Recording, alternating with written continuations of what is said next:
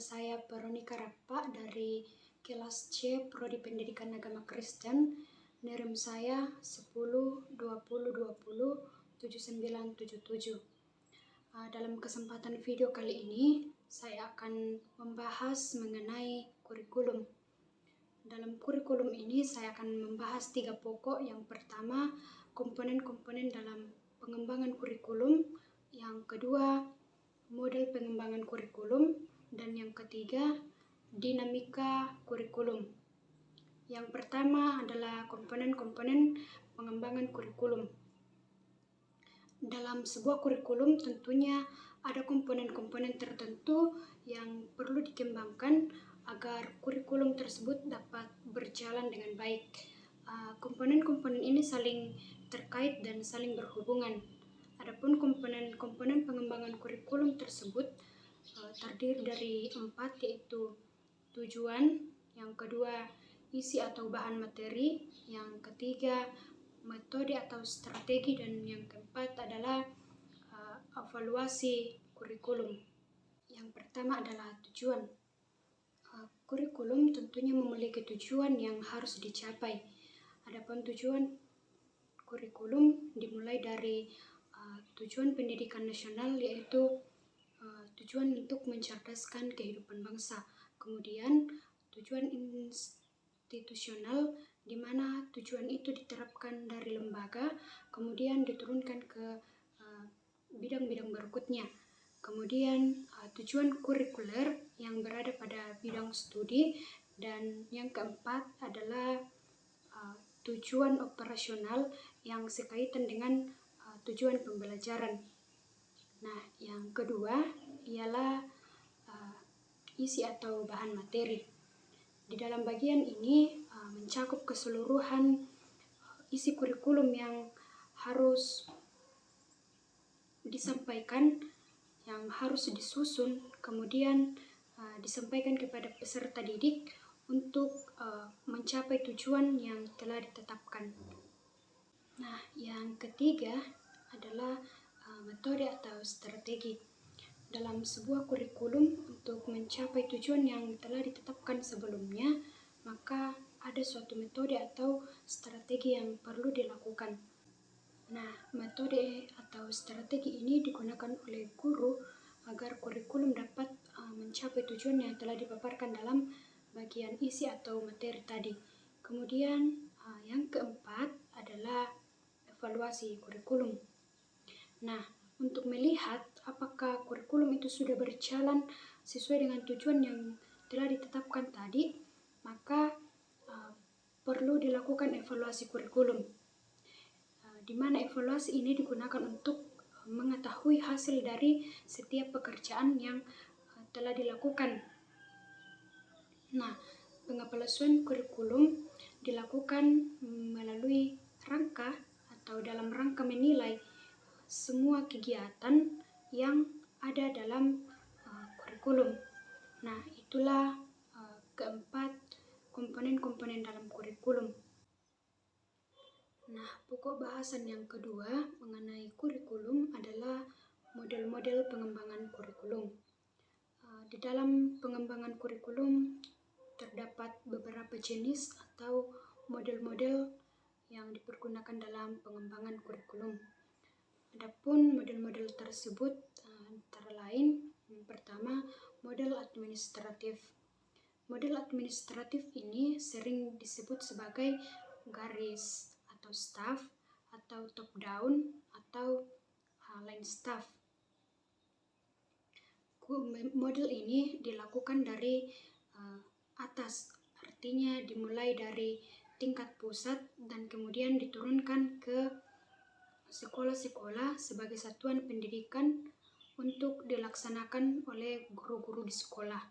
Kemudian model yang kedua yaitu model grassroots atau model yang dari bawah. Model pengembangan ini dimulai dari tingkat bawah, yaitu sekolah yang membuat kurikulum dan kemudian diserahkan ke tingkat atas untuk disahkan.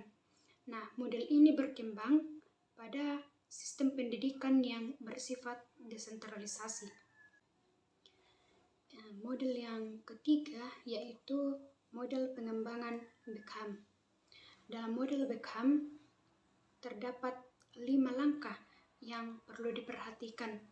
Yang pertama, kita harus menentukan suatu area atau suatu wilayah yang akan dipakai untuk melakukan perubahan kurikulum. Yang kedua, menetapkan personalia, yaitu siapa-siapa yang akan terlibat atau siapa-siapa yang akan ikut dalam pengembangan kurikulum ini.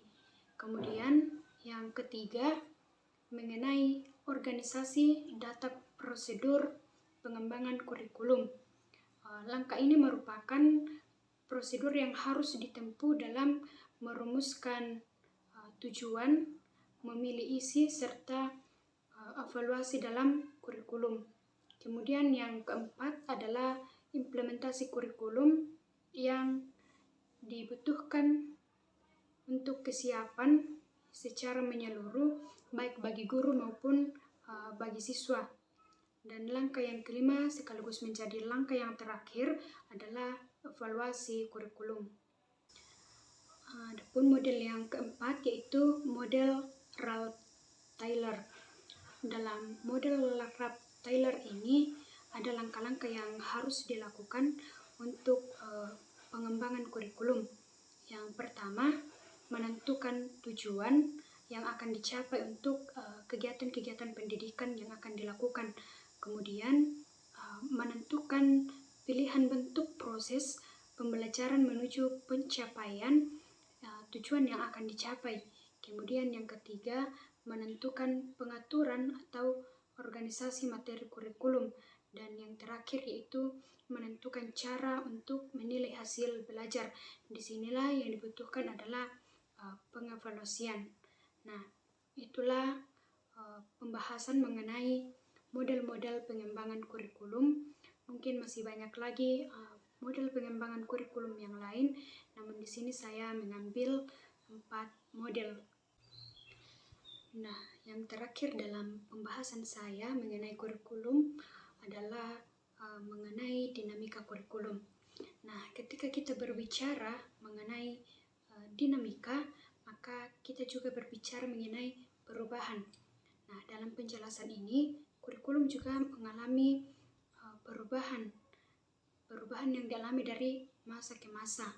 Kemudian, kurikulum ini mengalami perubahan, ada yang mengalami perubahan secara total, ada juga yang hanya membutuhkan atau memerlukan penyempurnaan. Ada alasan-alasan tertentu atau ada alasan-alasan yang membuat kurikulum mengalami perubahan dari zaman ke zaman.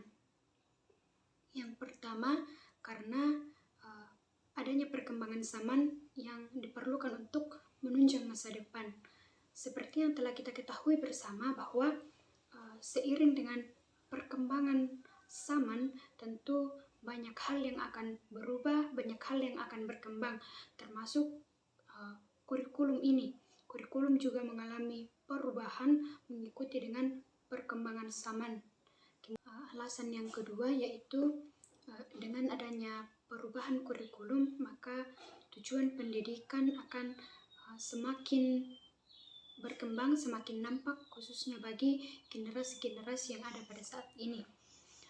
Di Indonesia, kurikulum telah mengalami perubahan sejak dari tahun 1947 dan pada saat itu masih disebut sebagai rencana pelajaran. Nah, hingga pada tahun 2018 dikenallah kurikulum 2013 atau K13. Dari kurikulum 2013 ini, kurikulum juga mengalami revisi ke kurikulum darurat. Dan di tahun 2022 ini mulailah diterapkan suatu kurikulum yaitu kurikulum prototipe atau kurikulum merdeka.